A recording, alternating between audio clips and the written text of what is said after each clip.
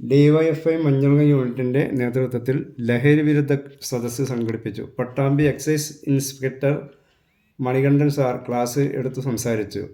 ജില്ലാ പഞ്ചായത്ത് അംഗം N Neeraj, Indian national Congress മണ്ഡലം പ്രസിഡന്റ് യൂസഫ് EP, മുസ്ലിം ലീഗ് നേതാവ് ഹൈദ്രോസ് മാസ്റ്റർ, മഞ്ഞൾങ്ങൽ മഹല്ല് കമ്മിറ്റി പ്രസിഡന്റ് അക്ബർ, ഡിവൈഎഫ്ഐ മേഖലാ പ്രസിഡന്റ് GP ജിതിൻ തുടങ്ങിയവർ പങ്കെടുത്തു സംസാരിച്ചു.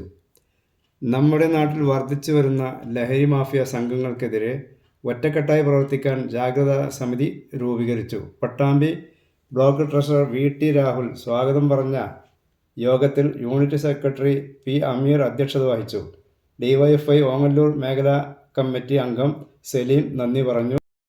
കൂടിയാണ് കേരളം ഒട്ടുക്കും ഇത്തരത്തിൽ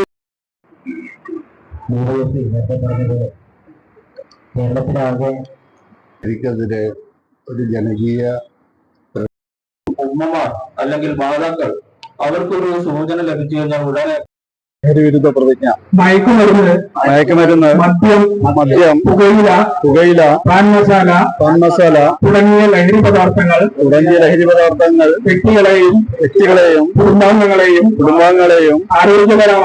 ആരോഗ്യപരമായും സാമ്പത്തികമായും സാമൂഹികമായും സാംസ്കാരികമായും നശിപ്പിക്കുന്ന സാമൂഹ്യ വിപത്താണെന്ന് ഞാൻ മനസ്സിലാക്കുന്നു. ഞാൻ ഏതെങ്കിലും ലഹരി പദാർത്ഥങ്ങൾ ഉപയോഗിക്കുകയോ അത് ഉപയോഗിക്കുവാൻ മറ്റുള്ളവരെ പ്രേരിപ്പിക്കുകയോ ചെയ്യുകയില്ല എന്നും ലഹരി വിരുദ്ധ പ്രവർത്തനങ്ങളിൽ പങ്കെടുത്ത് എന്റേതായ കടമ നിറവേറ്റുമെന്നും ലഹരിമുക്ത സമൂഹത്തിനായി പ്രയത്നിക്കുമെന്നും ഇതിനാൽ പ്രതിജ്ഞ ചെയ്യുന്നു. പ്രതിജ്ഞ.